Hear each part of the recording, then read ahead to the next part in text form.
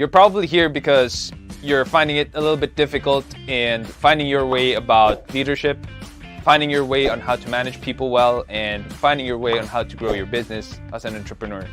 Any one of these things are the topics that we cover. I'm your host, Sean C, aka Mr. CEO at 22. I am so glad that you took the first step of being here to learn more about leadership, entrepreneurship, and management because the world needs more people like you. We will help you to invest in yourself because that's something that is worth doing. That is something that is worth learning. If you have questions about entrepreneurship, maybe you're having problems at work or you're having some leadership problems or managing other people, boy, I have news for you.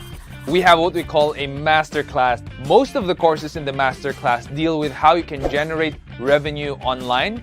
It deals with leadership, how to lead in crisis, how to break through the crisis in business, in entrepreneurship, and how you can manage other people better. Now, I always say the best kind of investment is an investment in yourself. And how much money are we charging for this masterclass? Not a lot. And if you invest in one, it's yours to keep. And if it doesn't, I'll refund you. No questions asked, full refund. So why don't you try it out? Head on over to sean.c/masterclass and check out any one of the courses if it fits any one of the questions in your head. And if you have any questions, you can just put it on the comment section and we'll get in touch with you. We want to know who you are and we want to hear from you. Until then, keep leading.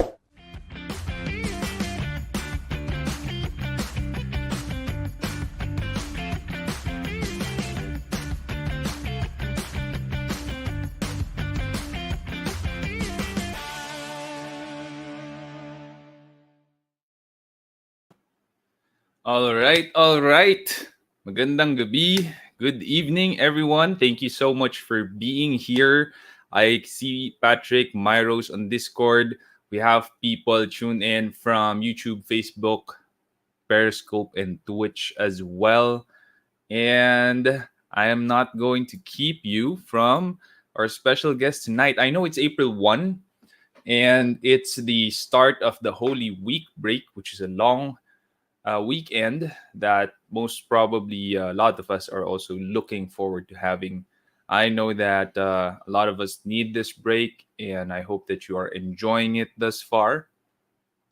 And we have questions on Discord that we are going to be answering. By we, I mean me and Mr. Marvin Guermo right here. Marvin, welcome to the show. Hello, thank you for having me, Sean. Nice to be Yeah. back. Tagal na natin di nag-collaborate, bro. Siyempre, Nakakamiss. anytime, basta para sa'yo, okay lang. This is all for you. This is all for Shansi. So, Bro, thank you. Thank you, Sobra. Thank you, Sobra, for being on the show. We have our first question. We only have 8 p.m. to 9 p.m. I don't want to take more of your time then. And I know we have a lot of questions for you. So we have a question from Erica. How can I start stock trading in the Philippines? Very basic, but maybe a lot of people still don't know how to do that. okay. Very, very simple lang, no? You just need a broker. I guess when you enter the stock market, kasi kailangan mo ng access, meaning you need a platform that will allow you to buy and sell shares sa market. So, it's as simple as opening a broker na online. Now, of course, when you open a broker, you would need hingan ka nila ng mga IDs to be able to verify who you are. Then yung mga mailing address, also proof of where you live, proof of billing. Then after that, they give you an account. When they start to give you an account, yun na yun. Basically, it's as simple as that. When they give you an account already, you will have a password. Then you'll have to fund it. Then as you start funding it already, ayun na, that's what you can use to start buying stocks also. So, relatively as straightforward as that. Yung kailangan pag-aralan, it's not about, in my opinion, not about starting, no, but it's more about analyzing what stocks fit you, what stocks are meant for you as well. Because I think that's a bigger and larger question because madali lang pumasok eh. Especially for yung mga app-based na videos ngayon, na app-based na platforms where you get to buy and sell stocks. Para siyang laro, pero since para siyang laro, you have to realize that pinag-aaralan what you need to buy. So if you don't know what you're supposed to buy yet, don't get super excited because your time is long. You have enough time to be able to build the skills for it. So yun, not as hard, not as hard. Very good, very good. And ang dami naman mga brokerage na pwedeng gamitin. So ako I Yeah, use API Trade. And ikaw Marvin, what do you use ba? they can go to pse.com.ph to be able to check lahat ng mga online brokerage platforms doon. So I think that's the best way for them to be able to check and pick lahat ng mga I guess if they want to start and they want to open something. So possible na ganun. Ayan, tanong ni Patrick Patrick Miguel. You're a big fan. Paano maging kasing yaman at pogi? Naku, paano nga ba natin 'to sasagutin? I think that question is for you, no? That's more for I hindi ko pa na-achieve yung ganyan level of where you are right now. So I think that's not me. That's Pero not me. hi Patrick, thank you for being here again on the show and hope you would be able to learn a lot. We have a question from Mitch. What are the things we should consider before investing in an IPO? Meron ba tayong recent IPOs? I think the same pa rin, no. The methodology still has not changed. Pagpapasok ka sa stock market, it's the same as you entering a normal stock na listed sa stock market. Yung difference lang nun pag listed na siya sa stock market, pag hindi pa siya listed sa stock market is first time ma-introduce yung shares. Pero the same way on how you analyze stocks, it should not change, meaning you come in because you want to have a piece of a business. You want to come in because you think that the company sa presyong binibili mo ngayon will have great long-term growth. So, ganun siya. Tapos, pag magte-trade ka naman, yung difference lang pag IPO is wala ka pang, if you are a fan of technical analysis, you won't be able to use charts muna before it comes out. The only time you get to use charts is pag nasa market na siya. So if you want to trade them pagkalabas, you want to use the charts, you can use mga 15-minute, 30-minute, 1 hour charts when they start coming in sa market. So ganun. And that's how I would do it. Sean, nagtry ako sa Discord. Sabi someone's using my email na daw. Email is already registered. Hindi ako makalagin. I'm trying to claim account pero hindi ako makalagin. Oh no. For those who are tuned in on Discord to get the entire show with Marvin, baka you wanna... So hindi nila ako madinig. Sige, I'll try my best. Gawin ko ng paraan to. I'll figure this out. I'll pick some questions for Business Moon or the ones that I can answer. Basta pag stocks, hindi ko kaya sagutin yan. Saan dapat ako magla-login? Ask me anything. I think Yeah. Ask me anything. All right. Claim account eh. Okay. From Anna. Hello again from the Netherlands. Thank you for tuning in, Anna. Insight about terabytes. Ano yun? Do you have an idea what that is? Terabyte is, di ba, yun yung size ng file that you're parang holding on to. But I think this might be like a crypto stock. I don't know. I have no idea. Pero kung hindi, I also am not sure what terabytes is. Because I don't think that there's a lot to talk about with the terabytes na size ng storage. Kasi there's a lot of crypto. So yung thing about cryptos is people think that when you enter the crypto space, kailangan mo memorize lahat ng cryptos na nandun. I actually don't. Katulad din sa stock market, I don't watch every stock that's listed in the market. I don't watch every kunyari sa Philippines, there's 200 stocks listed in the Philippine Stock Exchange, and then there's maybe thousands of stocks in the US alone. I don't watch all of them eh. I just have a specific watch list. Kung ano lang nasa watch list ko, that's what I also look at. So ganun din sa what they call this, ganun din sa cryptocurrencies. There are just a couple of tokens, coins that I watch, and then yun lang. Especially the ones that I posted a video sa YouTube channel ko talking about ano yung pinakagusto ko, or at least the ones that have my heaviest allocation. And that's what I look at on a regular basis. So ganun lang style ko. Yeah, I think she's talking about crypto. So I think it might be a crypto we're both not familiar with. So, So yun. yeah. May nag-PM, Um may nag-PM ng age ko, 37 ako. Nagtanong, tinanong may PDM anyway, ka? may Ilang nagtanong, taon ka na? okay, 37, yeah, 37. 37 pero retired na si Marvin nung Hindi, 34 pa sobra, lang. sobra, sobra, sobra, Retired na siya. Living the retired life. sobra. So, question from Gab while you're figuring out siguro Marv for the Ito na yata, Discord. ito na, ayan na, okay, okay, we're in. Oh, I'll I'll community, be the first one to answer na yan lang. na, I am in, okay. Great. Yan, okay. Unmute na lang doon. All right, perfect. Just want to ask both of you on what's your worst money mistake that you wish you have not committed. Huh. Money mistake. Before I literally, this is no joke. Before I studied stocks under Marvin's Stock Smarts, I was just blindly investing, and I had no idea what technical investing was. I thought that fundamental investing is good enough because like if it's a good company, it's gonna go up, right? And unfortunately, here in the Philippine scene, medyo matagal talaga. Like we're looking at 5 years or more, which I was younger during those days. So I wanted some more growth on a shorter amount of time. Even if it took more risk, it was all right with me.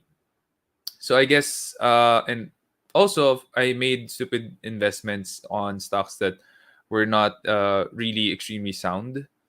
So like they're not blue chip companies, and hindi ko alam eh, like it's more about, I think the mistake stems from ignorance and not really investing in the knowledge of how do I make winning investments? How do I make winning trades?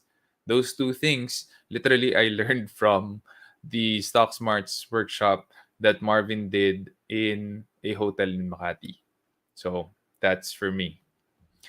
Bro, unmute ka sa sa Discord. Unmute ka sa Discord.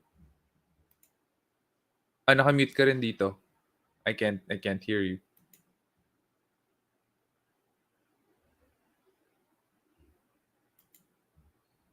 Saan dapat ako Yan. naka-unmute? Sa Both.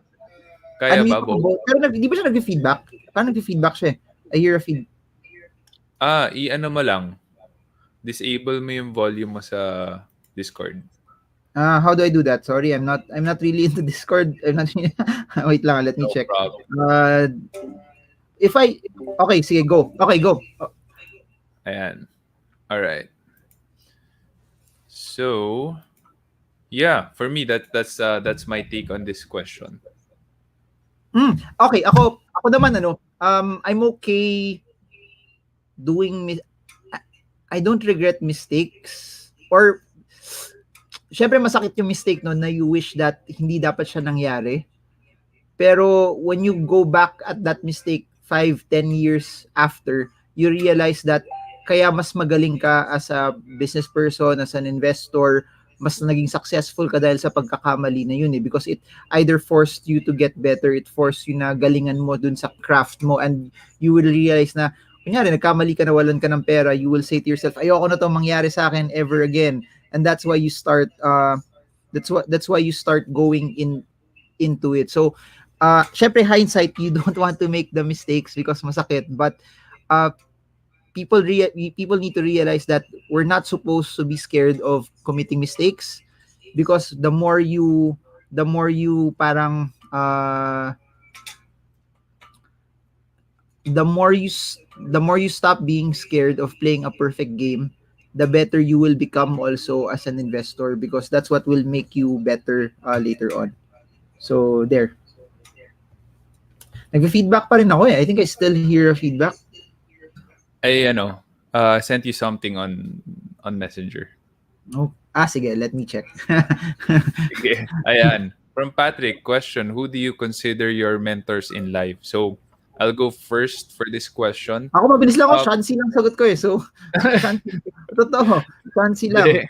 No, Actually, maraming mentors. For me, if you have more mentors for different areas of life, kasi hindi naman magaling ang isang mentor, kaya na niyang i-mentor yung all areas of your life that you wanna grow in, eh. So, I would say, Mm. like, get one mentor per one area of your life that you wanna grow in. For example, for stocks, it's definitely Marvin. And it didn't have to be like a long mentorship relationship. Sometimes I just ask him via Facebook Messenger, like what does he think about this, what his insights are about this either this stock or this cryptocurrency. And then for finance, I have a different mentor. For my spiritual walk, which is a discipline, an everyday discipline, I have a different mentor. For business, especially when I was starting to try and understand valuation of a business, how do you sell a business, how do you value a share, iba yung naging mentor ko rin dun. So, it would depend on what part of your life you want to grow in. You have to be very specific about it. I learned that we fall into the trap of thinking na we grow personally in all areas of life just by living. That's not true. And that's because nung lumalaki tayo, tumatanda tayo, from a child, we grow taller, we grow bigger, we grow faster, we can do a lot more things, we're more knowledgeable, we grow a little bit wiser with some experience in life. We get a lot of these things, and we think that growth is automatic. Here's the problem. Growth is not automatic. In fact, after you graduate school, whether high school or college or postgraduate, you don't learn new things anymore unless you're intentional about your growth. So being intentional about growth is a problem. Kasi a lot of people, dinisip nila, after ko graduate, yun na yun. That's my education. I'll stop there. Don't let your schooling interfere with your education. Don't let yourself get into that trap. So get mentors, because after you graduate school, they're gonna be the ones who will hyperspeed your growth in terms of your wisdom, what you want to learn in business, what you want to learn in stock trading, investing. Get mentors in those areas. Always desire and pursue growth. Be intentional. Mm. Okay, bro, what's your Ah, take? hindi starstruck na ako sa sagot mo, na parang ba't pa ako sasagot, sinagot na niya. Okay na yung sagot mo. Pero ako kasi di ko alam kung nagbe-mentor, if I do that. Pero what I do is, kung meron akong kilala na mas madaming alam sa akin, nagtatanong lang ako. So parang ganun. So kunyari may gusto akong malaman sa iyo about SEO, mini-message lang kita kagad, okay ba to, ganun. Or kunyari si Carlo Ople, may pinag-usapan natin yung Satan na rubber shoes, parang ano ang take mo dito, ganun. So Grabe I yun. I like asking questions, but kung meron akong di alam, I just like asking, and I think that's where I learn. So pati sa mga investments that I try to learn as much as I can, pero I try to learn also from experience. So yun ako. Pero the only mentor that I'll ever need is the CEO of SEO Hacker, kasi sobrang yaman. Oh. Baliktad, di pa ako retired. Ikaw retired ka na. Sobra.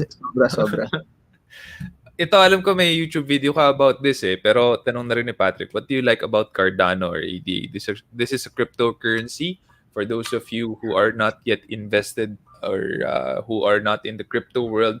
It's a cryptocurrency that recently has been performing a lot, I would say a lot better than the other altcoins out there, no? So yeah. Okay. Actually, wala pa akong video about Cardano. It's so ganito style ko, no. Everything I put in YouTube also. I normally try to take a longer time to be good at it before I share it also. So the reason why sa YouTube I have more videos on Bitcoin and Ethereum, it's really because here eto siya na I learned Bitcoin 2013, but I only invested in Bitcoin 2018. It took me 5 years to convince myself to get into it. Ethereum, not as long as Bitcoin, pero I had to learn more about that. So Cardano, I'm not really an expert on Cardano, but What I would like to share to a lot of people is it's a more efficient Ethereum. The problem, eto, I'm gonna go deep into this na baka yung ibang tao na hindi pa nag-i-invest or they don't understand how the network is, baka malito sila. But basically, Ethereum is using a proof of stake na the way it validates transactions sa blockchain. Yung problem nun is yung scalability, meaning the longer, the more transactions you have, mas tumatagal tsaka mas nagmamahal. So feeling ko sa mga nanonood nito na nag-NFTs na nagmi-mint ng sarili yung NFTs, nararamdaman niyo na medyo mahal na yung gas fees. Yun yung binabayad mo sa mga miners. So that's where the problem is once you start to scale it. Cardano uses proof of stake. Yung proof of stake is a faster and more efficient way for you to be able to validate the transactions. And that's why a lot of people are looking into Cardano for that particular reason. Pero I think just to balance everything out, no, it's not yet where Ethereum is eh. Yung Ethereum kasi ang dami ng apps na gumagamit nun. Yung halos lahat ng NFTs na makikita mo, majority dyan, Ethereum. So, totoo, it's very, very good to trade kasi gumagalaw siya. But in terms of usability, I'd still like Ethereum more. Pero if I would rank everything, siguro nasa top 5 ko siya in terms of size of allocation sa portfolio ko. Pero I know more about Ethereum and Bitcoin that I think that Ethereum and Bitcoin will outlast a lot of things also. So parang ganun.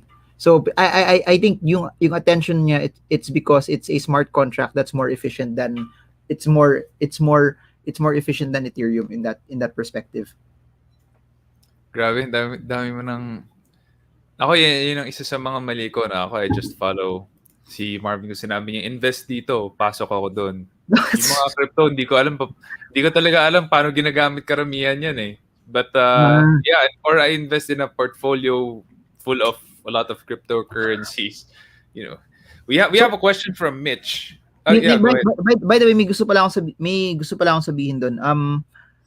Pero pag I guess this is my edge as a person na yung background. So madami kasi, I'll give you perspective. Madami tumatalon from no background in investing, they go straight to the cryptocurrency market, which is not wrong naman.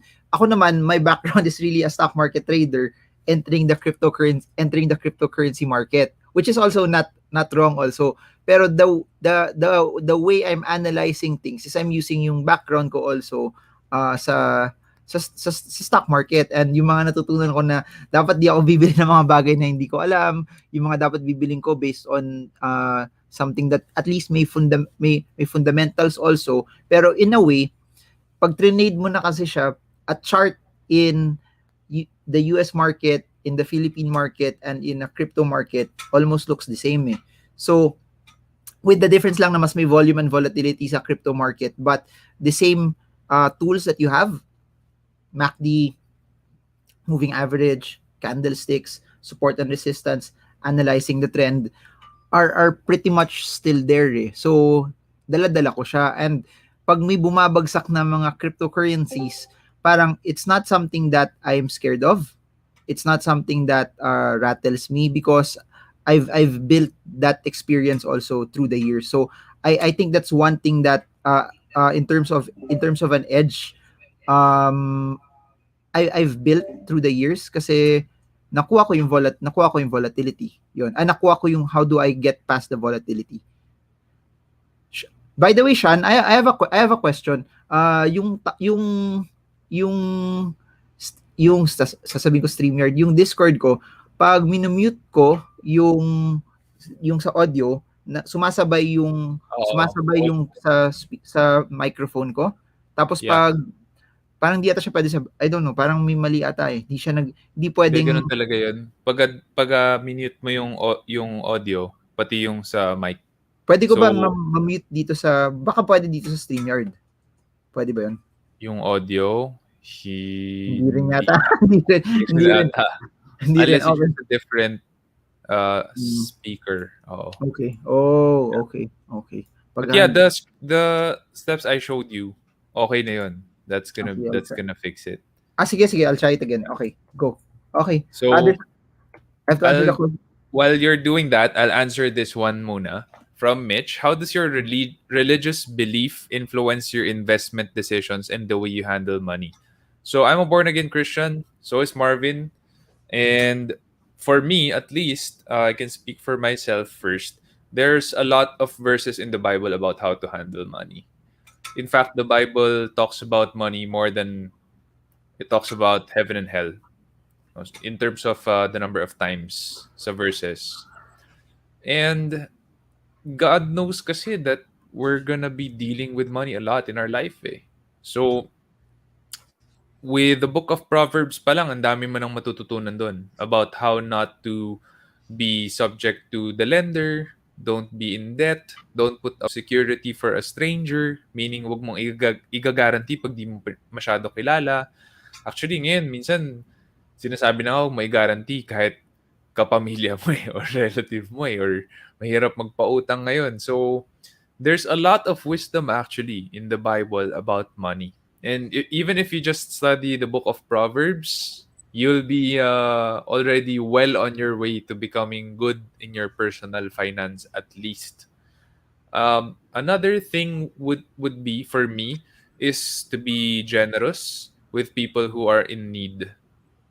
So when I see that there's someone really, who is in dire need of help and I know them, or minsan even if they're acquainted with me, they need help. I I pray about giving to them. Some people naman would ask if they can lend money, and usually I pray, talk to my wife if we can just give instead of lending. Often it's not the amount that they want, but at least they don't need to pay it back and saves them the mas nag-aalala pa sila if they need to pay it back eh. Mas mag-aalala din kami. So I guess it does influence the way I handle my money by a lot. And if you Ayun, I think want, I'm okay na. I ayan, continue. Sorry. Continue. if you want to learn also how you can handle money in a way that I do, yeah, the book of Proverbs would be a really good start to read. It's not long as well. It's not a long read. Yeah. Ikaw, bro, how does it influence the way you handle money? Hmm, that's a very good question, no. When you look, so when you look at the Bible, you will see a lot of verses there also that are very very practical, that are woven into kung ano naman din talaga yung ginagawa natin. So ganun din, for example, look at verses in the Bible about Joseph na when he was when there was times of plenty, he was already preparing for times of lack. Sabi rin sa Bible, go to the ant, you sluggard, meaning it's telling you also to work hard. So there are a lot of things that we see as personal practical financial advice which are interwoven also on mga practical na lessons also that you can get from the Bible. So if you do a deep dive on it, you will see that yung mga nadinig ko kay Shansi about not being in debt or not being too leveraged or not doing this and that nasa Bible din siya halos lahat. So yun. Ito, bro. Well, mag-ano muna tayo, no? Mary Joyce Masangkay, hello, hello. Thank you for tuning in from YouTube. We have a question from My Rose. Medyo mahaba, no? Hindi na tayo makita dun sa dun sa live stream natin. Which one would you recommend for a first-time stock investor? Top 5 choices would be crypto Kala ko ETF. stock investor lang, but may crypto? Oh, well, siguro first time investor. Hmm. So there's crypto, commodities, Ethereum, family, energy, technology, real estate. Daming ano. Yeah. Ikaw, bro. Para sa yata tong tanong na to eh. Hmm. I won't buy any of them. If totoo ka, hindi, totoo. People need to understand this, that in the world of investing, you invest in kung saan ka medyo confident already. And when you're asking that question, it also means that you also need to have more research. And pag sinagot kasi natin yan, gagawin nila, oy, sinabi ni Sean yan, tsaka ni Marvin, ito na yung bili natin. Not knowing that may be based on your certain conviction. Please remember that in the world of investing, when you are starting, it will always be based on your competence. And my suggestion is, if you're looking at all of them, di-investan mo na lahat yan. And then, subukan mo lahat. And then, what works for you, dun mo damihan yung capital. Pero if you're asking me right now if I'm gonna invest in any of them, I won't invest in any of them kasi pakibalik. Kasi I'll buy the individual stocks instead of the ETF also. So for example, tapos I know nothing about kung ano laman nun eh. So gagawin ko, just looking at those names, I would have to research first ano yung mga laman nun, because not knowing kung ano yung laman nun, it's just like putting a dart also. So siguro you're knowing na ito yung mga connected na sectors dito, pero alamin ko kasi kung ano yung hawak nila. Like, let me give an example. I made a video on TikTok a few days ago about G-Invest. G-Invest has a global portfolio. So meron silang consumer, meron silang naka-separate. Meron doon, titignan ko talaga ano laman nun. So nakita ko, laman nun Samsung, laman nun Apple, laman nun Microsoft. Okay to. So it's not just about knowing the names of the fund, but it's knowing about yung laman nung nasa fund na yun. Because knowing ko ano yung laman sa fund na yun, in my opinion, kailangan mo pa rin aralin kung okay ba siya, dun mo gusto mag-invest also altogether. Pero if the question is ano yung pwede kung nagsisimula, try everything. Kaya nga ngayon I consider myself syempre I started 2018 sa Bitcoin, no, pero I think I'm very new still. So lahat ng possible na pwedeng subukan, pwedeng gawin sa cryptocurrency space, I try to do it. So okay lang sa akin magkamali, okay lang sa akin malugi, okay lang kahit mag-underperform siya because my goal is to learn eh. So if I learn it, tapos by the time 2, 3, 4 years down the line, I get better at it also, that's when I will reap the benefits of it. Pero kung kumita ako in 2 months, in 3 months, bonus na lang sa akin yun. Kung kumita ako this week, bonus na lang sa akin. But that's not my chief motivation on doing it. So, kasi when you start practicing it and when you start trying it, dun mo ma-figure out, ito dapat yung fund na dapat dinadamihan ko. That's when the competence also starts to build in. So, there. Galing. Hindi, Kahit nalugi, okay lang. No? Ako hindi. Hindi ako okay pag nalugi ako eh. Kailangan ko yun eh. Yun yung difference. Pag kailangan ko, hindi ko siya i-invest. So, okay lang sa akin na matulog siya as long as yung pera na yun natulog, hindi ko hahayaan na mabawasan siya. Yun. Cash position. Tama. No? Nagbibiro lang ako guys ha. Tama so, siya. Don't invest money you're not willing to lose. Kung nag-joke siya, kung alam niyo lang gaano kalaki yung empire ng SEO hacker, gaano kalaki yung nila. They're a tech juggernaut in the Philippines. So, kung alam niyo lang. Wala pa guys. Ito, si Andre. Andre, by the way, thanks for tuning in. Thanks for the question. Are you also trading in the Forex market? If ever, maybe we can collaborate in a project with our company. I'm working with Multibank Group. We have an advocacy to spread financial literacy. I don't. But yeah, just email our team. We work with brands naman. So if ever you need to know, we do that. But personally, at the most, no, US dollar lang. Pero I'm not really a forex trader eh. For some reason mas sanay ako for stocks, and then cryptos kasi the reason why I like it because I think you are investing in something that's cutting edge. You are investing in something that's very very new, very very exciting, and you're forcing yourself to study. So yung style ko lang sa forex, there are certain times that the dollar drops a lot. So, ganun din. I'll give you another example pa.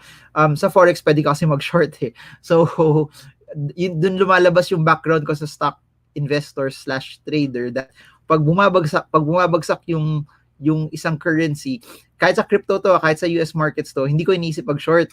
Inisip ko pag bagsak mo, sasaluhin kita. So that's where the background being a stock person comes in, that yung normal person na forex talaga, tingin nila babagsak to, breakdown to, I will short. Ako, background sa stocks, hindi kita siya short, pero pag bagsak, sasaluhin kita, then I will once you start bouncing again, I'll sell you at the resistance. So there. Yun. Galing. Ako, I don't do forex din. So, I think the question is from you naman, bro. For you naman, bro. Pero madami magaling sa forex, hindi lang talaga ako, I'm not really a forex guy. So, yun. Hindi na niya kailangan. Guys, Hindi, tsaka si Shad, sobrang, kung alam niyo lang gano'ng kalaking stockpile niya of dollars. Sobra. Wala, fake news, guys. Fake news. From Clester, what's your biggest mistake on handling your employees, or maybe your biggest challenge when it comes to handling your people, and what did you do? Biggest mistake handling employees, I would Can say... I say this, Shad? Ano yun? Bago mo sagutin yan, guys, sinisante ako ni Shad nung 22 years old ako, kaya napilitan ako kasi sabi niya, Marvin, you're not worth to be in an SEO hacker ID. Tapos tinanggal niya, tinapon niya. So na-motivate ako. Sabi ko, balang araw magigest ako sa show niya. Magigest ako. Hindi na ako empleyado. Nung 22 ka, bro, parang 17 pa lang ata ako noon ah. Ay, sobra ka, sobra. 37. Sabi mo 37 ka ngayon, 32 ako. So 5 years gap. Grabe, diba? 32 to sobrang yaman. Oh my God. Ikaw yung retired, okay? Okay, wait. Sagutin na natin yung kay Clester. Clester, I think one of the biggest mistakes, ito na lang sasabihin ko, not developing myself. And one of my biggest mistakes. Kasi I have a lot of things. When you're a leader, kasi a lot of people look at you eh. They look at you, they listen to what you say, they hold you to a much higher standard than they hold themselves or other people. So the problem is, magkamali ka lang, para sa kanila, maling na yun. And I would say, maybe one of my biggest mistakes, I should have developed myself better in that area. I'm a leader who gets things done. I'm a high D. It's so easy to make me happy. Do a good job, I'm happy. So easy to make me mad. Do a bad job, I get mad. So I should develop myself better in a way na I shouldn't just be happy when you do a good job. I should be happy because you're part of my team. And I shouldn't get mad just because you did bad output. I shouldn't get mad at all because at least you tried. Unless it's repeated mistakes and fatal mistakes, then I still shouldn't get mad. I should just talk with you, sit you down, think if I goofed off in training you. If I did goof off, nagloko-loko ako, hindi kita train mabuti, kasalanan ko yun. But if I did, then maybe it's time for us to shake hands and tell each other, this is as far as we go and no further shall we go together. We have to part ways. So I guess I would say that's my biggest mistake in handling employees. Also, I have the tendency to call out mistakes publicly. I'm impatient that way. And I would say, don't do that because you lose your people's loyalty that way fast. And I'm aware of that now, but before I wasn't. So I committed that mistake more than I would like. Biggest challenge handling your people. I would say biggest challenge is I wasn't. So there was a time when I was always out of the office because I'm the only one doing sales and accounts management in our company.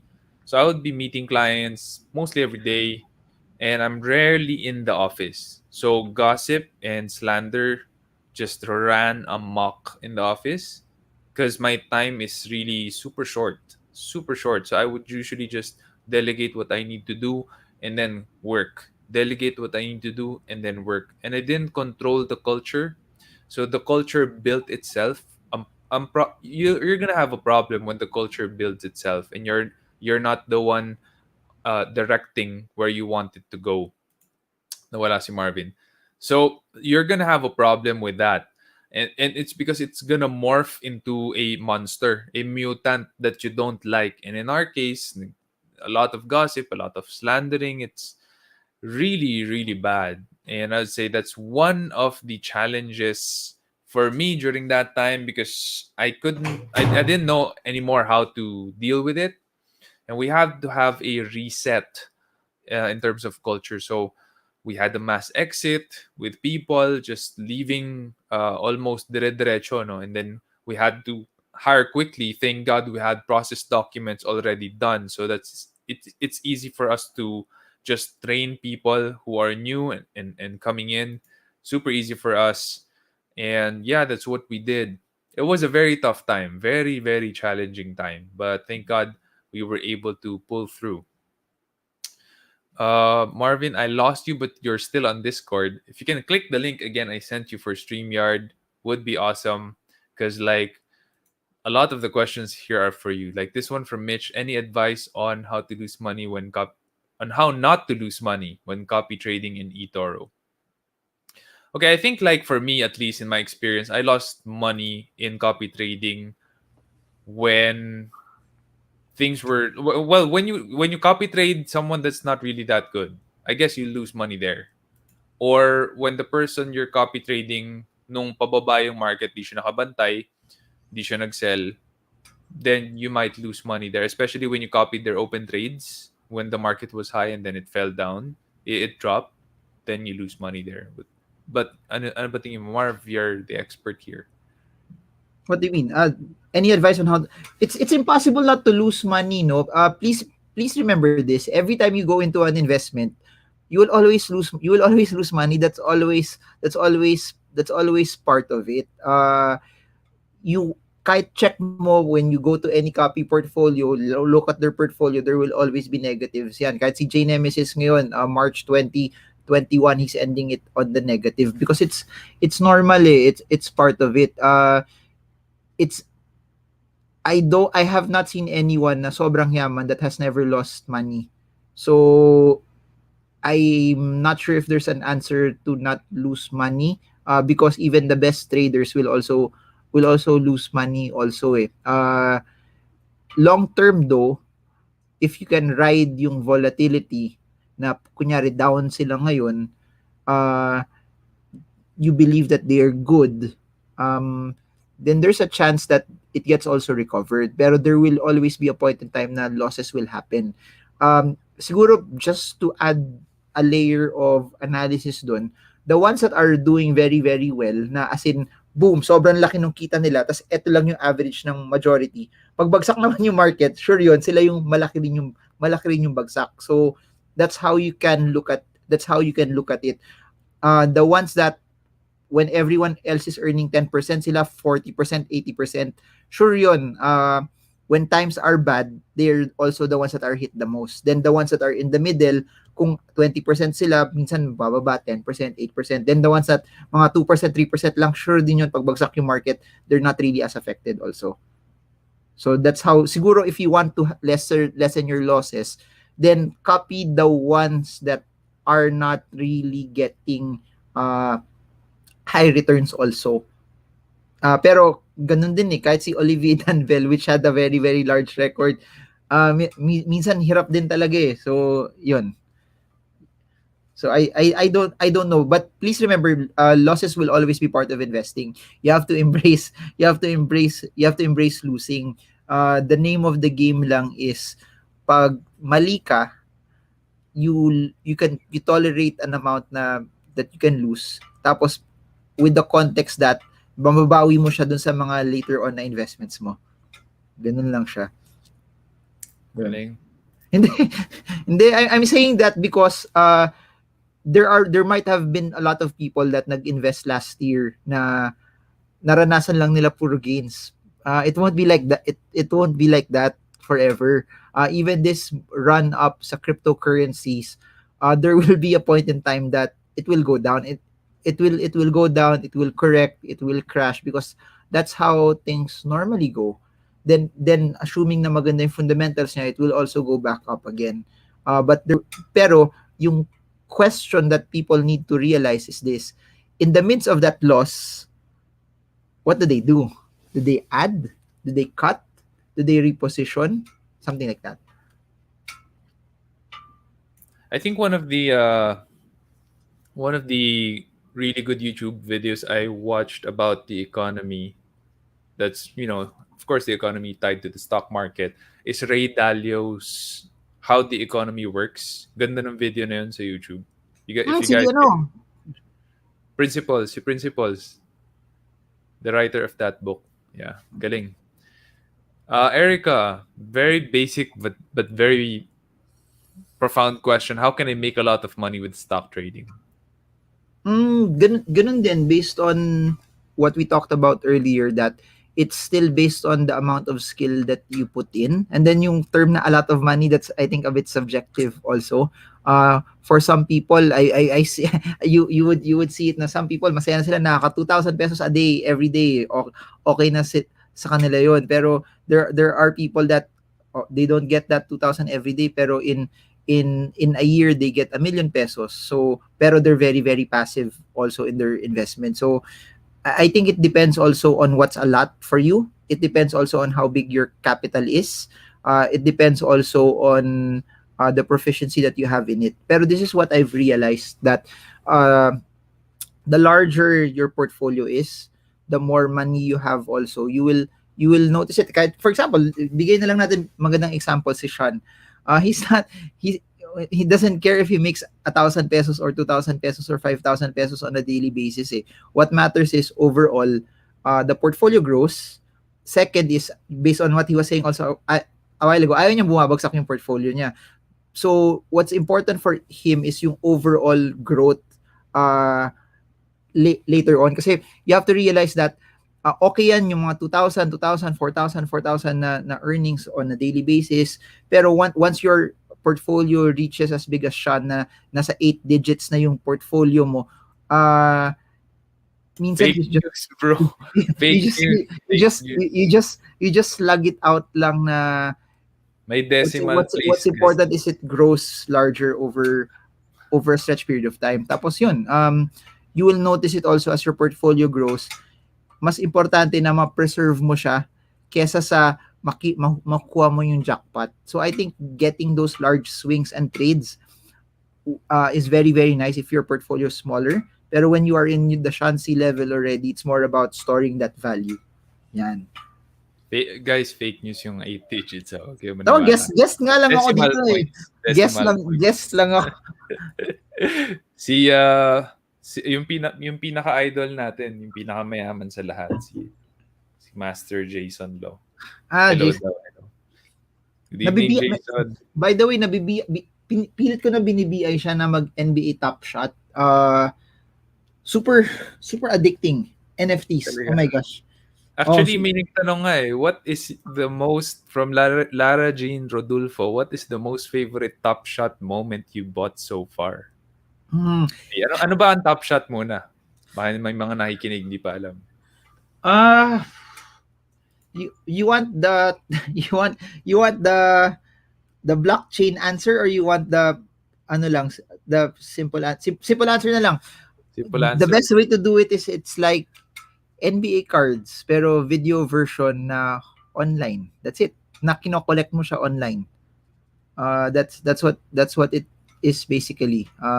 You're collecting moments. Kung sa NBA cards, you're collecting pictures na naka-print out sa cardboard. Dito, digitized format na siya na videos. That's what it is basically. Yun. May favorite ka daw ba? Ito pa. Masiseparate, when you go that route, no, masiseparate siya as what you look at as an investment and then what you look at as a collection. So, syempre, kung favorite as a collection, basta Steph Curry. Because I think this is what I believe also, na NFTs, I think will be easier accepted as an asset than other cryptocurrencies na hindi naintindihan ng tao. Kasi bakit? Naintindihan ng tao na pag bumili ako ng LeBron James, I get to understand the value easily as compared to ano yung Chainlink, ano yung ADA, ano yung XRP, ano yung Litecoin. It's harder to grasp the value of it versus if you look at it as a collector. So I think the inherent value of it also will be, madaming bibili ng NFT. Some of them wala silang balak ibenta. So I'll give an example. May pack drop eh. I think it was 1 or 2 weeks ago. Yun yung rare all-star collection. So sabi ko, kung makakuha ko ng Steph Curry, kahit mahal siya, never ko siya bebenta. So I think that's the demographic that you get there also. People always think that yung papasok dyan, investors lahat, hindi, not necessary eh. Kasi parang katulad din siya ng condo, hindi naman lahat ng bumibili ng condo, paparent nila eh. Yung iba talaga titirahan nila. So ganun din yung Top Shot. There will be a chunk of people that will buy it because they're really collectors. So kahit it's not income generating for them, yung fact na you own it, iba yung feeling eh. Kasi ganun din yung argument kasi sa NFTs is video lang naman siya, mapapanood ko siya libre sa YouTube eh. Totoo naman eh. Ganun, pero ganun din yung NBA cards. Screenshot ko yung shot na yun ni LeBron James, tapos piprint ko siya, tapos gagayahin ko lang how it's laid out. Or if you notice it also sa may mga nag-upload ng mga cards nila, 'di ba? Di-edit mo na lang sa Photoshop, tapos copyahin mo, print mo. Pero it does not have the same value as the real thing also, na yung bragging rights that you own it. So imagine this. Parang feeling ko siya nagpo-Pokemon cards ka eh. Nung bata pa ako, Yun, so yung I don't know anything about Pokemon cards no, pero yung prestige that you own something that is very very rare. yeah. Pero Naintindihan ko yun. pero ito yung difference sa Top Shot. Sa Top Shot, because it's in the blockchain network, sure makikita ng lahat ng tao kung sino talaga yung may-ari. So kung card lang yun, if no one knows kung saan naka-store or sino bumili, saan nanggaling,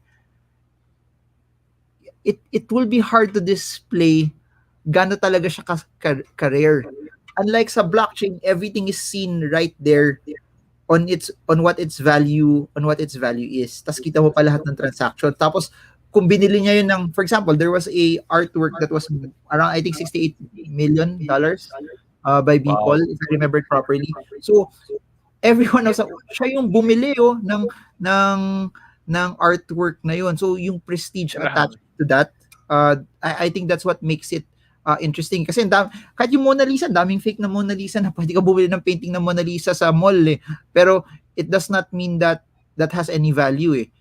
It's more of the rights that you own the real thing. Yan.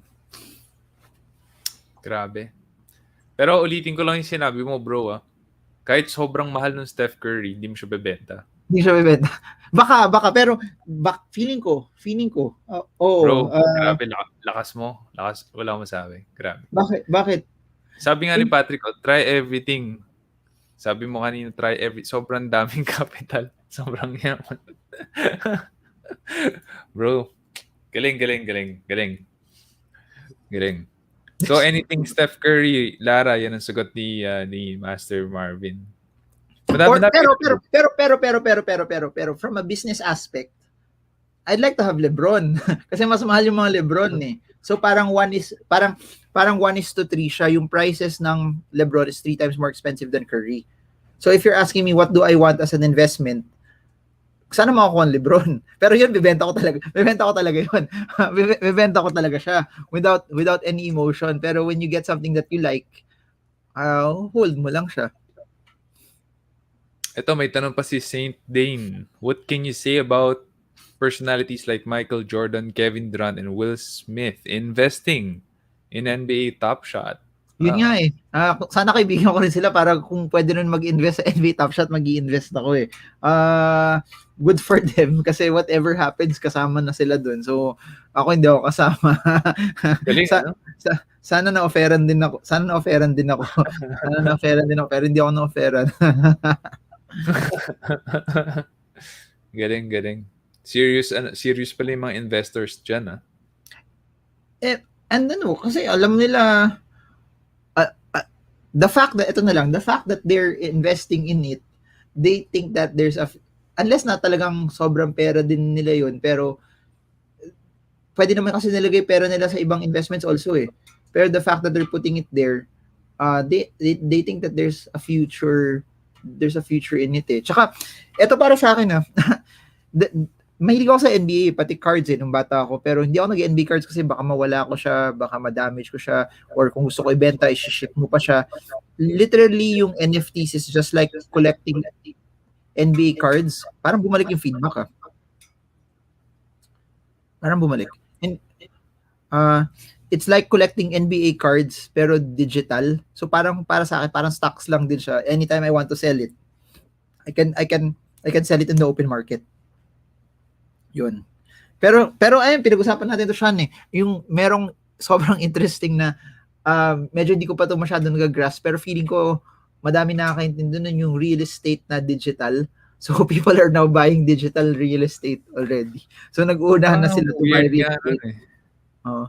Parang NFT din ba yun? Pag ganun? Hindi siya NFT kasi it's non-fungible meaning it's unique So I'm not sure if you could classify it as that also.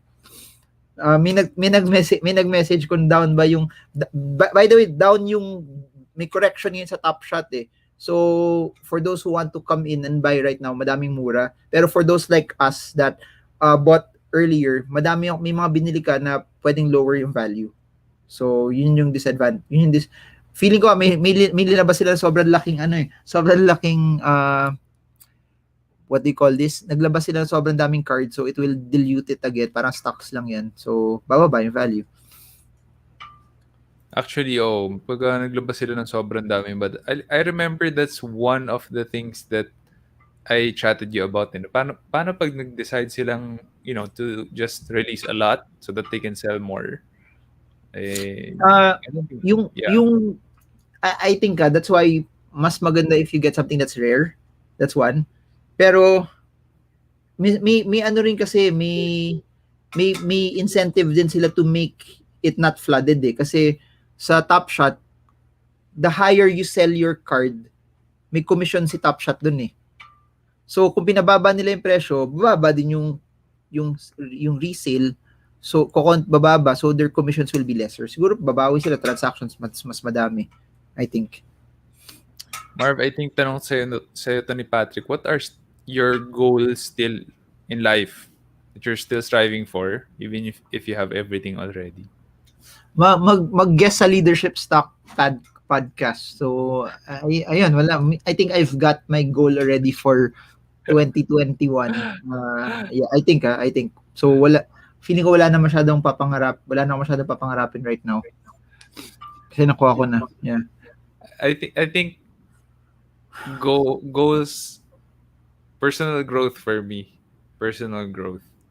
So I have a lot of things that I should improve in myself pa. With family, with being a husband, being a leader at work.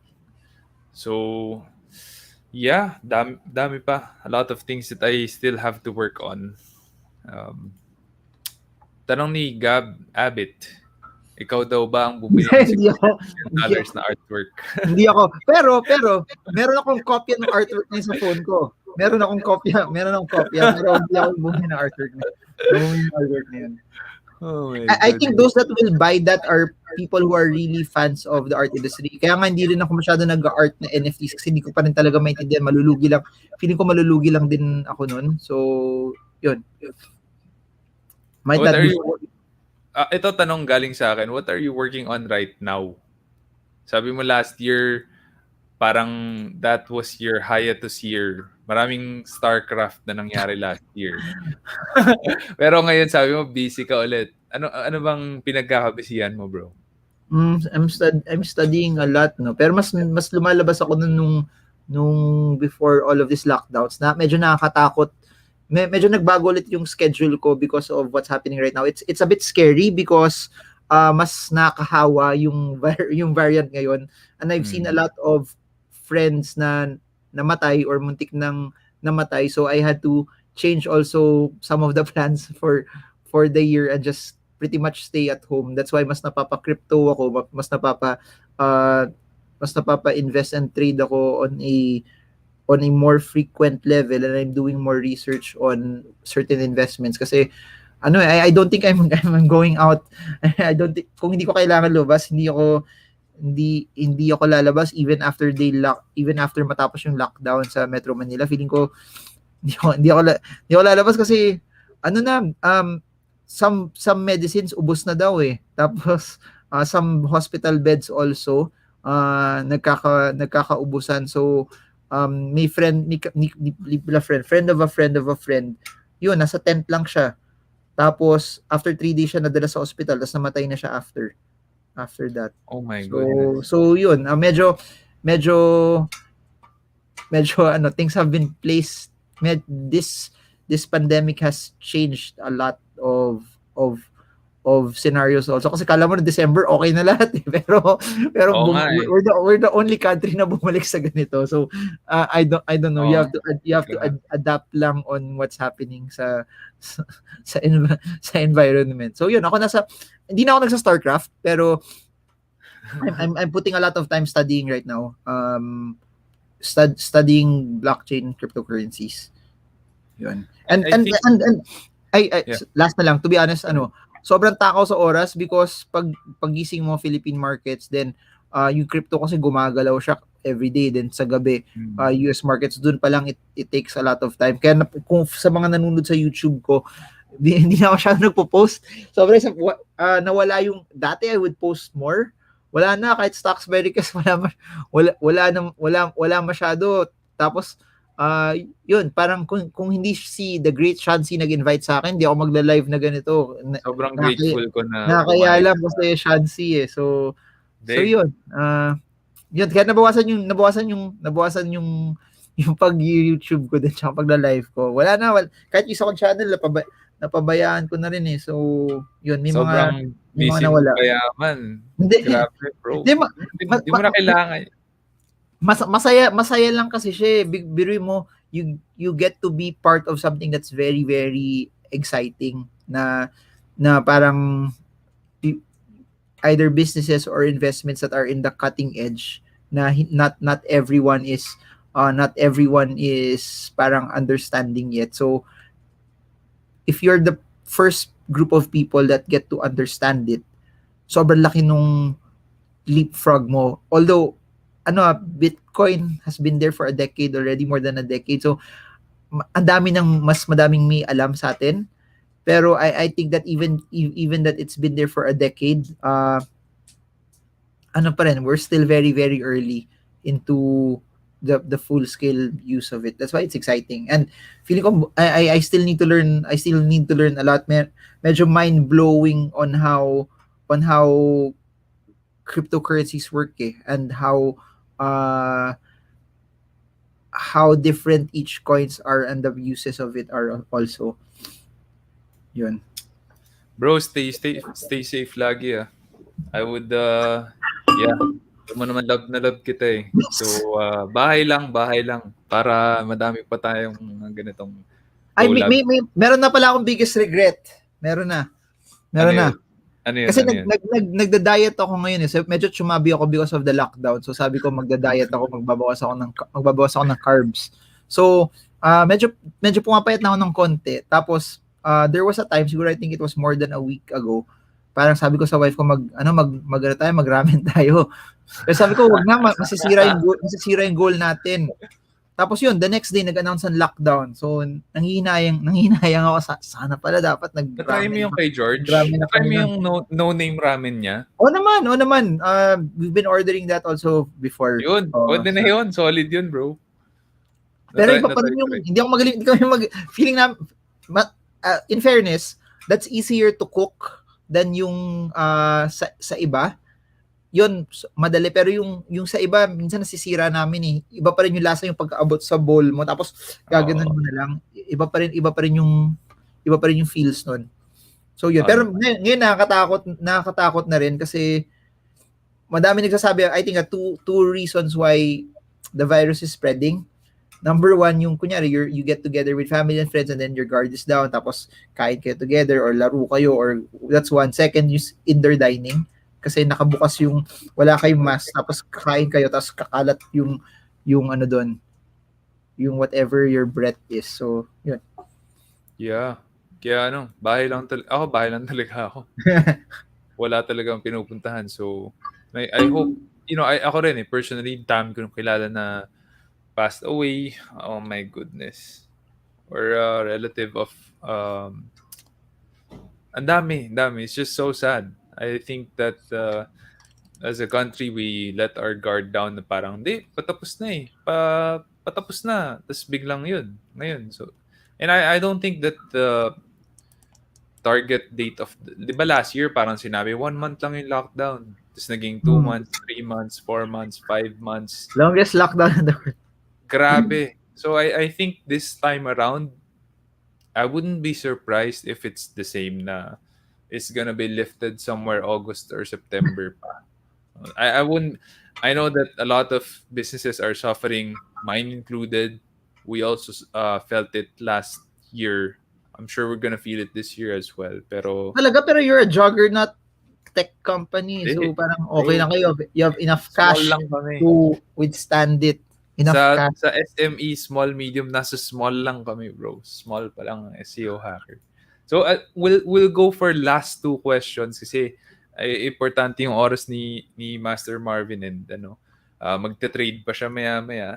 So, Mitch. Di pa nga ako nagdi-dinner eh, pero para kay Shansi, okay lang. Okay Guys, lang. pa-dinner na natin si Hindi Master lang, sige, okay lang. I had a late Two lunch questions. naman. From Mitch, can you give us advice on how to manage risk in long-term investing? Is it safer to invest on ETF index funds or just do copy trading? Long-term hedge ba ang copy trading sa risk? Okay, good question. Statistically speaking, the safest, di ba safest, lahat siya may lahat siya may risk pa rin, no. Statistically speaking though, if you want something that's generally safer, then ETFs that are tracking the index will do better. Kasi pag ETF na nagtatrack ng index, nare-recalibrate siya. The ones that don't make the cut get removed. The ones that are not as good also get removed as well. So if you want something na medyo safer, ETFs na nagtatrack ng index fund. So sa global market, you can look at the ones that are tracking Nasdaq mismo or yung Dow Jones or yung S&P 500. Then sa Philippines, yung PSEI. Pero ganun din, if you follow that, generally speaking, you will get the average also. May kapalit lagi if you're going for something that's relatively safe. Good. Galing. And then last question from Rap. I've been renting a unit with very, very low rental payment, and I'm with two other guys now because of the pandemic and the virus ravaging the city. Is it the right time to move into a more comfortable unit alone just to be safe? The unit will serve as my own space for business and other sidelines, and the rent is 5 times higher, excluding utilities. What a case. What do you say about that, bro? So does that mean ba that yung kasama niya medyo hindi safe, or pati rin ba yung room as in pareho silang tinutulugan lahat, hiwalay lang na kama, or is it a unit na hiwalay yung kwarto? I'm not sure, bro, but I think like if you ask me if I were you, like this is my answer. I would not move to a unit with like 5 times higher rent. I would look for one that's maybe 2 times higher. Actually, kung kaya ko maghanap ng a lot cheaper, I would go for a lot cheaper eh. Pero dapat mas mura rent ngayon, 'di ba? Kasi bagsak lahat ng rent. I think bagsak lahat, but tumaas. That's medyo kakaiba lang. Yeah, I would say like there's a lot of land owners, landlords, even condos that would probably lease you the space for a lot cheaper. Look for that. Kasi kung meron ka namang business and other sidelines, yeah, like go for the cheaper one. I think cheaper kasi across the board, I've seen it 20%. And medyo matalino din yung mga tao ngayon that they would mag-offer kunyari, presyo ko 30,000. Sabihin kagad nila 25,000 eh. Parang ganun yung Oh, nangyayari. uh-huh. Because there's more, lalo na pag condo, kasi madaming tao umaalis na Metro Manila ngayon eh. So, mas madaming bakante na condo at alam ng mga tao nagre-rent doon that they have the bargaining power, I guess, to do it. So, I think if rent, mas it's easier for people who are looking for rental properties na mas mura ngayon. Uh, I I would think so. Pero ano ba yung nakakatakot sa roommates na kung work from home din naman sila lahat, baka safe din naman kasi they're all intubated pero kunyari exposed sila tapos nasa isang studio lang sila nakatira, probably that places a higher degree of risk for him.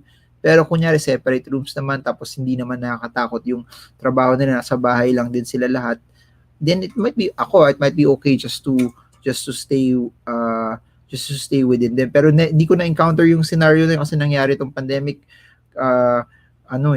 Wife ko lang kasama ko so generally safe na wala kaming masyadong kahalo eh. Pero if you feel, para sa akin, if you feel that nawawala yung peace of mind mo, then transfer. Kasi hindi nababayaran ng pera yung peace of mind eh. No amount of money is worth not having peace of mind. In the same way, if it helps you that you can earn more na solo ka, mababawi mo naman yung mas mahal mo na babayaran. Pero kung makahanap ka ng mas mura na hindi 5 times, but better do that. Alam ko yung third floor nila siya bakante, baka pwedeng i-convert mo Commercial yun, bro. Hindi ko pwede. Bawal tumira dun. Ikaw, di ba meron kang extra na mga condo? Ilang condo ba yung Hindi, tirahan? wala. Dami mong condo. Baka, yeah. Wala. Si Marvin, maraming condo. Wala. Sa BGC. Wala. Alright. Yung fake news ah. All right, guys. Thank you so much. That's all the time we're going to be having tonight. And, we don't want to keep Marvin then. He hasn't had dinner. Pero bro, super grateful. Okay lang. Kahit ako mag-dinner kasi minsan bira lang talaga ako ma-interview na sobrang yaman eh. So parang it's always an honor. Invite mo sila sa Make Money Grow Money. Oh yes, actually. Teka, open ko yung ano. We have Make Money Grow. There are two things that I want to share with all of you tonight. Number one is armory.ph, which is a watch store online where you can order watch brands, originals like TW Steel, D1 Milano, Fonderia, Luminox, Mondane. Again, Italian watch brands tong mga to. And you can get 30% off using the discount coupon LS30. LS, of course, stands for Leadership Stack. LS30. So the watches has a big range. May mga 40K, 32K. And then nakita na rin ako dito ng 6K na watch na Italian watch brand. So just browse. They have so many selections here. They have automatic. They have quartz. You can check it out. And don't forget, in the checkout, use the coupon code LS30. That's going to give you a 30% off discount. Of course, ayan, we have Make Money, Grow Money, which is a live seminar that me and Marvin did before the pandemic. Ayan, ito ang mga mentors natin dito sa show, di ba? Napakagaling. And the course is magkano nga ba? 4,750 was it? Yeah, you can sign up here and you can check the library as well. Ilang videos ang kasama sa loob.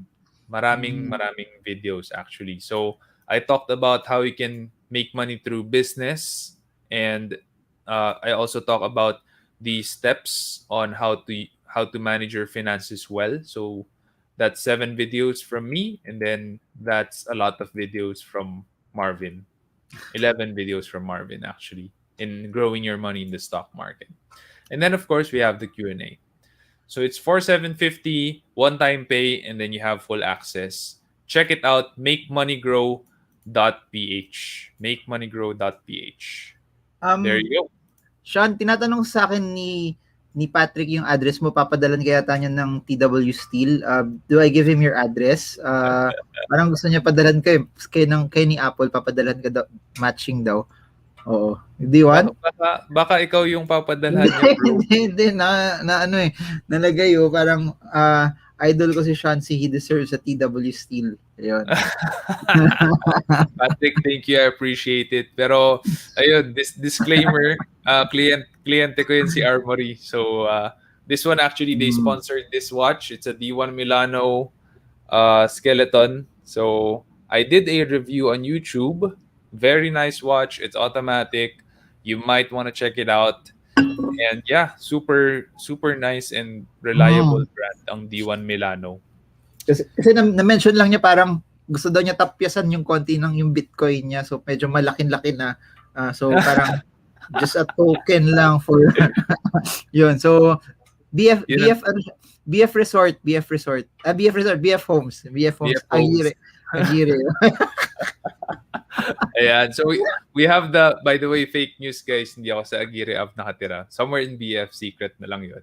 And we have new episodes on the podcast, The Smart Way to Grow Your Money. It's an AMA, which we're doing now. So this one is going to be an episode as well. Tonight, me and Marvin, we're going to be publishing this as a podcast episode on Spotify. We have over 170 episodes already. Can you believe it? Ang dami na since we started July 2019. Even before the pandemic, we started already. We have a growing number of followers. Thank you so much. So far, we're growing at a steady, healthy rate, 300 per month. Sana maging 500 per month dahil mahirap talaga i-grow ang followers sa Spotify. We published Turning Rejections into Opportunity. So I have a guest here. His name is Frederick Kiomya. You might want to check that out. And why you should not have too many leaders. So tinanong ni Gab din yon last time. And I said, if you have too many heads, that's gonna be a problem. Kaya nga, isa lang ang ulo ng tao. Pag dalawang ulo ng tao, ang tawag natin doon monster. So, check that episode out. Iba yung sabi mo sa akin Ano ba sabi ko sa'yo, bro? Sabi mo, if it's a mother not a monster, yun yung pagka-PM mo sa akin dati. yun yung naalala ko. Fake news. Yun yung naalala ko. Yun naalala ko sabi mo parang yun yung naalala ko para sa mo, yung mother-in-law mo, yun yung na-recall ko. So, pala, 2 heads pala yun. 2 heads. Bro, okay. Kailan mo ba i-PM sa akin yung eToro mo para ma-follow na kita doon? Saan wala? Hindi mo siya makikita eh. Hindi siya nakatago siya eh. Nakatago eh. Teka lang. Ano mo share sa akin yung StarCraft username mo eh. Hindi. Share, nakalimutan ko share yung kailangan natin share ko pala tong video na leadership stack. I'll share it right now. Nakalimutan ko. Sharing it. Pero ano tingin mo sa US market? Magbabounce back? Nag-bounce siya kahapon It was very good yesterday. Actually, it was very, very good. It was very, very good yesterday. Yun. Depends on how you balance your portfolio kasi you can balance it naman na meron kang, yung bumabagsak lang naman halos puro yung mga tech na disruptive tsaka innovative pero yung mga search mo, yung mga medyo stable na matagal na nandun, Google, Microsoft, Facebook, actually Facebook nga umakyat siya nung bumabagsak yung iba They've been steadily na yung movement niya. Bumabagsak yung mga Palantir, Square, Tesla. So nadali ka sa Palantir, bro Na-BI ka ata dun Di naman. Sumasalo tayo ng 22, 21. So okay lang. Okay lang. Yung technique lang sa US markets is dapat madami ka lang bala lagi. Na si Patrick Miguel sobrang dami, Platinum Plus yan. So wala siyang problema sa bala. Yeah. Ikaw Platinum Plus ka rin eh. Hindi. Bronze lang tayo, bronze lang. Kailangan tayo maging bronze lang. Bronze lang tayo. Laban lang ng laban sa pagka-bronze. Oh, Palantir, Bronze negative ako. Pero it's, Bronze. I think it's Bakit ka negative? IPO ka? Hindi, nagte-trade ako nun. Tinitrade ko siya. So, nag-profit naman na ako. Pero yung latest na pasok ko, na nasa high side. Kaya negative ako sa Palantir ngayon. Pero I think, pasok lang ng pasok kasi ang ganda nung business model eh. Hindi, pag makita mo yung CEO, geek na geek eh. So parang okay na to, matalino. Grabe. Matalino to. So, yun. So, Grabe yung CEO. Basta hindi ka lang mabusan I think hindi ka mabusan ng bala because the US government is printing money tapos madaming pera umikot sa economy nila. That's why you think that boom, there's more money I think running around doon. So, yun. Yeah. Pero you won't go wrong din kasi if you buy para sa akin Disney, Coke, P&G, Unilever, Walmart, boring lang siya pero okay pa rin siya eh. They're relatively okay. Tapos kung magte-tech ka pa rin, Google, Microsoft, okay din sila. Hindi lang sila yung matunog eh, pero yun. Galing bro. Hindi. Platinum plus. Bronze lang tayo. Yung magbibigay sa'yo ng TW Steel, yun na taga New Jersey. Yun, sobrang yaman yun. So, kung alam mo lang gaano kadaming Bitcoin, parang yung last update na meron na mention sa akin, 5 Bitcoins, 20 Ethereums yata yung meron siya. So, hindi ko pa alam kung ibang So, 5 Bitcoin, what's a small amount na pwedeng TWC? Sabi niya sa Discord, victim na naman ako ni Sir Marvs. Winner ka. Ikaw na raw yung panalo ko ngayong stream. Saan? Wala akong bini-victim, alam ko lang malaki daw, maluha-luha siya malaki daw impact mo sa buhay niya. So, kaya niya ginagawa yun. Tapos sayang naman, parang, yun. Tapos di mo pa alam, meron siyang 4 na account na Platinum Plus. Kung alam mo lang, 4 na Platinum Plus. Di ba? So, ibang klase talaga. Alright, bro, thank you so much for being here. Grabe, sobrang appreciate ko talaga. Hindi naman yun nga ulit eh. Di ba sabi mo, ano yung goal ko? Goal ko lang masama sa Leadership Stock Podcast. Wala na akong siya papangarapin pa sa buhay kasi ako ng mga pangarap ko. Leadership Stock Podcast. Yes. Guys, thank you so much for tuning in. Again, this is Mr. Marvin Gerbo, one of the richest guys here in the Philippines. Junior. Minute kita. Hindi. Walang effect din sa stream pero hindi ko madidinig yung sinasabi mo. Guys, magre-release na siya ng book someday, retired at 32. Imagine that, guys. Retired na siya ng 30 plus. Tayo lahat nagtatrabaho pa ng sobra, grabe. Pero galing, I learned a lot from him. I'm sure you did as well. Bronze lang. We'll have him again. And guys, panoorin niyo yung mga YouTube videos niya. Even my dad is watching his YouTube videos kasi namin matutunan how to retire like him. Then siya bronze bro, yun.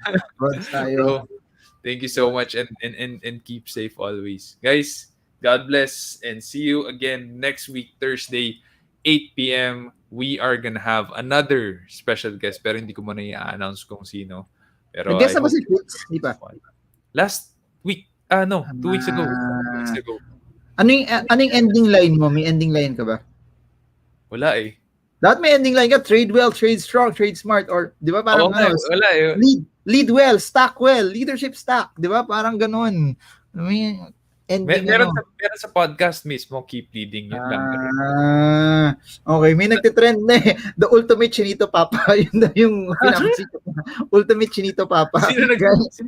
Sino yun? Guys, patrend natin. Shansi Ultimate Chinito Papa. Hindi ako yun nga. Never ko sinabi yan. Ultimate Chinito Papa. Shansi. Ultimate Chinito Papa. Grabe. Wala. Dati kala ko dati pero ngayon Ultimate Chinito Papa. Di ako yun. Galing ata kay Patrick yan eh. Okay. Ultimate Chinito Papa. Alright guys, tigil na natin yung kalokohan na to. See you guys next week. Last na to end, parang ganito ang ending mo. This is the ultimate Chinito Papa signing off. Di ba? Tapos alabas na yung leadership Bro. stock podcast. Di ko kaya yun, di ko kaya yun. Yung trade well, trade strong, trade smart nga, di ko nga kaya eh. Kaya, pero galing. Okay. Alright. Kain ka Thanks na, bro. everyone. Bye-bye. Thank you. Mabuhay.